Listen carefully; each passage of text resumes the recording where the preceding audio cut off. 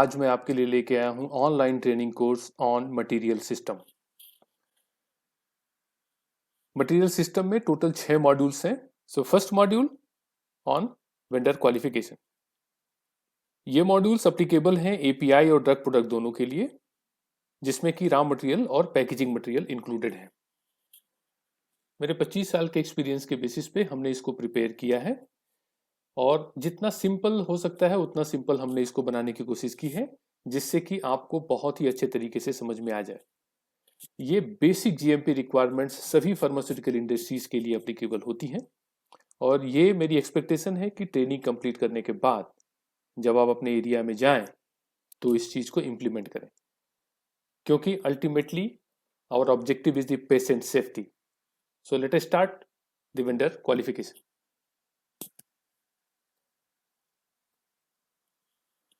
जैसा कि हम सबको पता है कि आउटपुट क्वालिटी जो होती है वो इनपुट क्वालिटी पे डिपेंड करती है। इसका मतलब ये है कि अगर हमारा इनपुट मटेरियल अच्छा होगा तो आउटपुट मटेरियल भी अच्छा होगा। वेंडर क्वालिफिकेशन की क्या कोई रेगुलेटरी रिक्वायरमेंट्स है? यस, वेंडर क्वालिफिकेशन के लिए रेगुलेटरी रिक्वायरमेंट है। ICH Q7 गाइडलाइन में ये लिखा हुआ है that manufacturer of intermediate and API should have a system for evaluating the suppliers of critical material। हमारे पास एक सिस्टम होना चाहिए जिससे हम क्रिटिकल मटेरियल के सप्लायर्स को इवेल्युएट कर सकें, और मटेरियल जो परचेज होना चाहिए वो एग्रीड स्पेसिफिकेशन के बेसिस पे होना चाहिए और ये क्वालिटी यूनिट के द्वारा अप्रूव होना चाहिए। इन सारी चीज़ों की आवश्यकता क्या है, हमें क्यों करना है? वो इसलिए करना है कि जो हमारे मटेरियल की क्वालिटी आ रही है उसमें कंसिस्टेंसी हो, और इसको करने के लिए हमें क्या क्या स्टेप्स लेने हैं? वेंडर का आइडेंटिफिकेशन करना है, उनका इवेल्युएशन करना है और उनका क्वालिफिकेशन करना है, जो हम आगे डिस्कस करेंगे। ये सारी चीजें जो हम डिस्कस कर रहे हैं और जो आगे डिस्कस करने वाले हैं, ये सब एक प्रोसीजर के थ्रू गवर्न होना चाहिए जिसको हम एसओपी बोलते हैं। और इस एसओपी पे उन सारे लोगों की ट्रेनिंग होनी चाहिए जो वेंडर क्वालिफिकेशन करते हैं। Next, identification of the vendor. Vendor को आइडेंटिफाई करने के लिए ये जो चीजें मेंशन की हुई है मैंने यहाँ पे, ये चीज अप्लीकेबल होती हैं। जैसे कि पास्ट परफॉर्मेंस, अगर वेंडर ऑलरेडी मटेरियल सप्लाई कर रहा है और एक और मटेरियल उसको सप्लाई करना है उसी साइड से, तो हम ये देखेंगे कि उसका परफॉर्मेंस कैसा रहा है और उसका फाइनेंशियल स्टेटस क्या है, फाइनेंशियली साउंड है या नहीं है वेंडर। वेंडर की प्रोडक्ट की क्वालिटी कैसी है, कोई नया वेंडर है तो उसमें रेगुलेटरी अप्रूवल्स उसके पास हैं या नहीं है। रेगुलेटरी अप्रूवल हैं तो किसके हैं? बाई FDA ने अप्रूव किया है, MHRA ने अप्रूव किया है, TGA ने किया है और any other regulatory agencies. Timely supply का परफॉर्मेंस उसका कैसा है, कॉस्ट इफेक्टिव है कि नहीं है, बिजनेस की प्रैक्टिसेस उसकी कैसी हैं, कमिटमेंट लेवल क्या है और कस्टमर सेटिस्फैक्शन। तो वेंडर आइडेंटिफिकेशन करने के लिए इन चीज़ों पे सबसे पहले प्राइमरली हमें ध्यान देना चाहिए। Next is the category of material. ये भी बहुत इंपॉर्टेंट है ये आइडेंटिफाई करना कि कैटेगरी ऑफ मटेरियल क्या है। मींस क्रिटिकल है या नॉन क्रिटिकल है। क्रिटिकल मटेरियल वो होते हैं जो एंड प्रोडक्ट की क्वालिटी और रिली पे डायरेक्ट इंपैक्ट करते हैं, और नॉन क्रिटिकल मटेरियल वो होते हैं जो कि डायरेक्ट इंपैक्ट नहीं करते। और ये डिसाइड कौन करता है? ये डिसीजन R&D में होता है at the time of the product development, और ये इंफॉर्मेशन साइट को प्रोवाइड की जाती है थ्रू टेक्नोलॉजी ट्रांसफर डॉक्यूमेंट्स। अब मैं आपको कुछ एग्जांपल्स बताऊंगा क्रिटिकल मटेरियल के लिए। जैसे एक्टिव फार्मास्यूटिकल इंग्रेडिएंट्स, अगर हम ड्रग प्रोडक्ट मैन्युफैक्चरर हैं जहां फॉर्मुलेशन यूनिट है, तो उसमें API जो होता है वो क्रिटिकल मटेरियल होता है, इसलिए कि इसका डायरेक्ट इंपैक्ट होता है प्रोडक्ट की क्वालिटी के ऊपर। कुछ एक्सिपिएंट्स भी क्रिटिकल होते हैं जो कि पेरेंटल या इंजेक्टेबल फॉर्मुलेशन में यूज होते हैं। अगर हमारा API प्लांट है तो उसमें की स्टार्टिंग मटेरियल जो होता है वो क्रिटिकल मटेरियल की कैटेगरी में आता है। प्राइमरी पैकेजिंग मटेरियल ये भी क्रिटिकल है, क्योंकि इसके ऊपर हमारे प्रोडक्ट की सेल्फ लाइफ डिपेंड करती है, राइट। उसी तरीके से कुछ कैटलिस्ट होते हैं जो API में हम यूज करते हैं। अगर कैटालिटिक प्रॉपर्टी बराबर नहीं है तो केमिकल रिएक्शंस नहीं होंगे, तो उस पॉइंट ऑफ व्यू से ये क्रिटिकल है। अगर हम कॉन्ट्रैक्ट मैन्युफैक्चरिंग करते हैं ड्रग प्रोडक्ट के लिए, that is also considered as a critical points. अब हम बताते हैं नॉन क्रिटिकल क्या है। नॉन क्रिटिकल जैसे स्टार्च है, टाल्क है, एक्सिपिएंट्स जो कि डोसेस फॉर्म में यूज होते हैं। कुछ सॉल्वेंट ऐसे हैं जो कि as a reaction medium use किए जाते हैं एपीआई मैन्युफैक्चरिंग है, केमिकल मैन्युफैक्चरिंग में, so those considered as a non critical material. कुछ एक रीएजेंट्स होते हैं और सेकेंडरी पैकेजिंग मटेरियल और tertiary packaging material is considered as a non critical material. तो यहाँ हमने ये बताने की कोशिश की है कि आप कैसे कैटेगराइज करोगे क्रिटिकल और नॉन क्रिटिकल मटेरियल, और किसके बेसिस पे कैटेगराइज करोगे, और ये किस डॉक्यूमेंट के थ्रू आप रिफर करोगे। Next is the new vendor addition. अगर आपको नया वेंडर ऐड करना है अपने एग्जिस्टिंग वेंडर लिस्ट में तो उसके दो तरीके होते हैं, और इन दोनों तरीकों में आपको चेंज कंट्रोल प्रोसीजर फॉलो करना ही करना है। जी, पहला तरीका ये है कि आपका नया प्रोडक्ट आर&डी से ट्रांसफर हो रहा है और उनमें कुछ नए मटेरियल्स हैं जिनके लिए आपको वेंडर को क्वालिफाई करना है।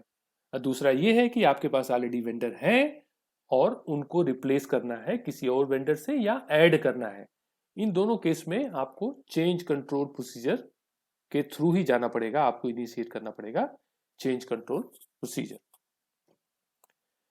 अब वेंडर क्वालिफिकेशन जो क्रिटिकल मटेरियल के लिए होते हैं वो बेसिकली आर&डी के थ्रू ही आता है। क्यों? क्योंकि आर&डी ने ही हमें बताया है कि ये क्रिटिकल मटेरियल है, और दोबारा जब हम नए वेंडर को ऐड करते हैं तो आर&डी इसका असेसमेंट करता है। ओके, और उस असेसमेंट करने के लिए उसको कुछ इंफॉर्मेशन चाहिए होती है वेंडर सप्लायर से। वो इंफॉर्मेशन है like particle size, impurity profiling, कौन सा सॉल्वेंट यूज कर रहा है, उसके स्पेसिफिकेशन, मेथड ऑफ एनालिसिस क्या है, उसका स्टेबिलिटी डेटा क्या है। वेंडर से सैंपल्स भी चाहिए और सर्टिफिकेट ऑफ एनालिसिस भी चाहिए। इसके बेसिस पे आर&डी एक्सपेरिमेंट्स करता है और डिसाइड करता है कि जो नया वेंडर हम ऐड करने जा रहे हैं उनकी क्वालिटी बराबर है कि नहीं है। Next point is the process flow. The process flow to understand the vendor qualification. यहाँ हम आपको कंप्लीट डिटेल बताएंगे वेंडर क्वालिफिकेशन में क्या क्या स्टेप्स होती हैं, जिससे कि आपको इजीली समझ में आ जाए। आइडेंटिफिकेशन ऑफ द वेंडर, उसके बाद हमने बताया कि असेसमेंट क्वेश्चनर होगा, सीओए होगा और सैंपल आएगा, और उसके बाद आर&डी उसको एनालिसिस करेगा और ट्रायल लेगा, एंड असेसमेंट क्वेश्चनर और रिजल्ट के बेसिस पे उसका इवेल्युएशन किया जाएगा। अगर वो क्राइटेरिया को मीट करता है देन विल प्रोसीड, अगर नहीं मीट करता है तो उसको हम रिजेक्ट करेंगे। The next step will be the vendor audit. Vendor audit के टाइम पे अगर साइट एक्सेप्टेबल नहीं है, अगर वहाँ कोई ऐसे कंसर्न्स मिलते हैं like cross contamination issues, like data integrity issues and any critical quality issues, then site will be rejected. If everything is all right, then site will be accepted.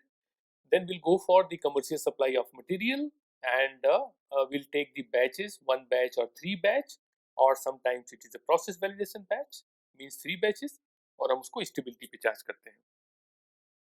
अगर initial results and everything is all right and meeting our criteria, then vendor will be considered as a approved vendor. If not, it will be rejected. If it is considered as a approved vendor, then हम अपने approved vendor list में उसको add करते हैं, ताकि जब next supply आए तो उस time हम देख सकें कि ये supply जो आ रही है ये approved source से आ रही है। The next is the quality agreement.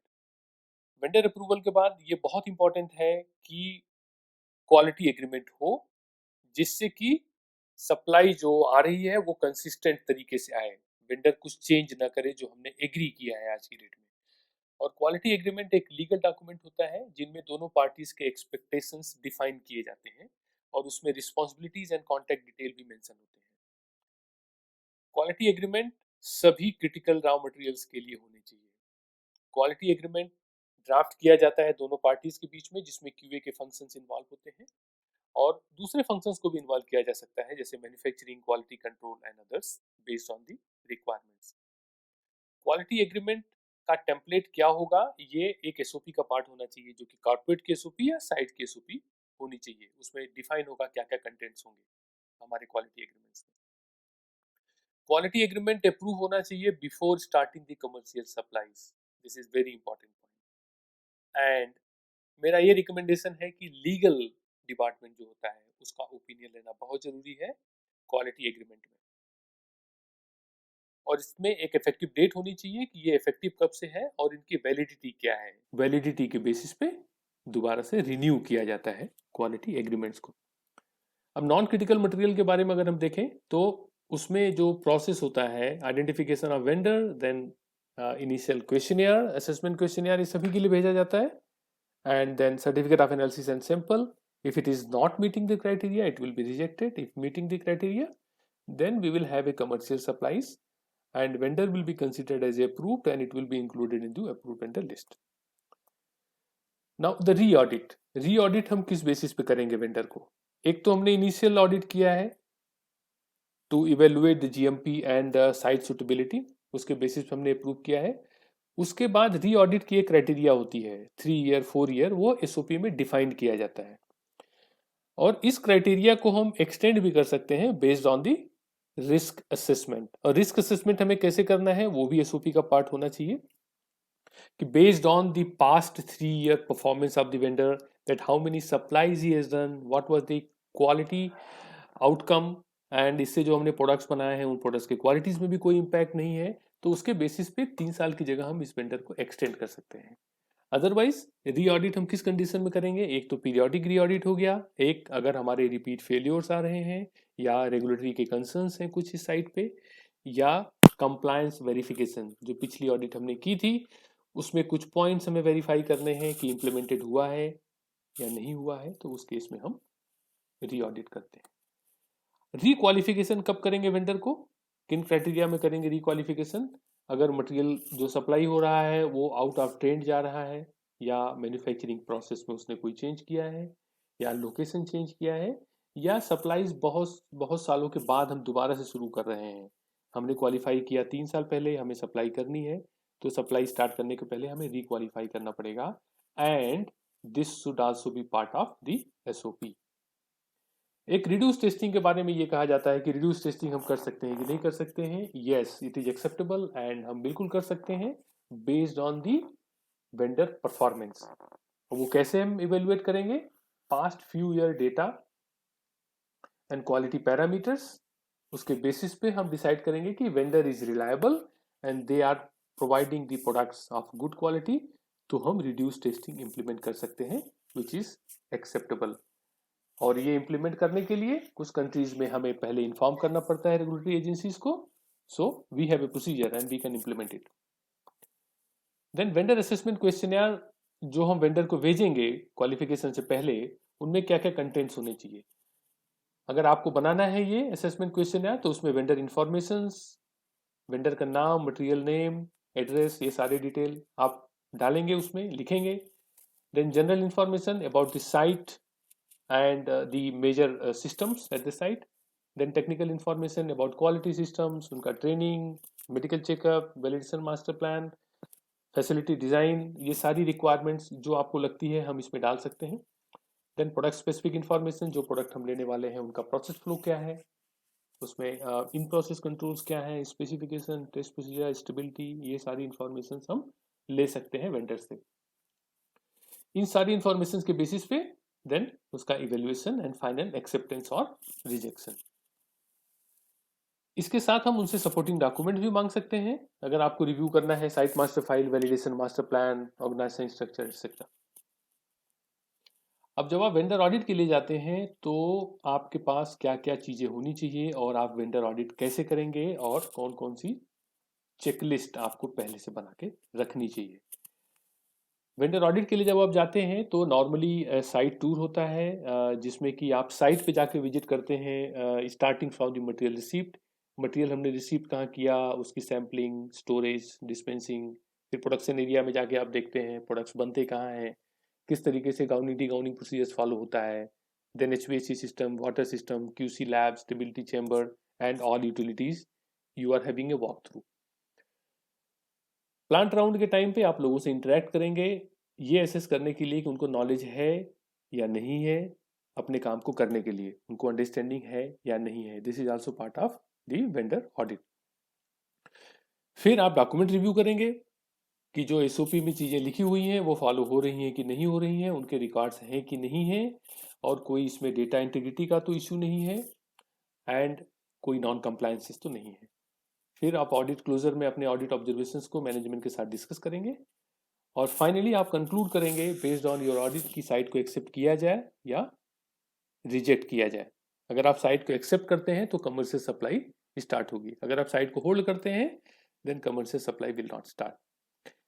Vendor audit के टाइम पे आप डॉक्यूमेंट्स उनसे ले सकते हैं, जैसे कि कुछ एसओपीज अपने रिकॉर्ड के लिए, या training records, job responsibility, stability data, whatever you require you can collect the information. हमने क्या सीखा इस ट्रेनिंग मॉड्यूल से related to the vendor qualification?